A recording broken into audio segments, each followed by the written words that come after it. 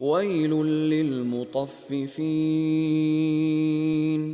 الذين إذا اكتالوا على الناس يستوفون وإذا كالوهم أو وزنوهم يخسرون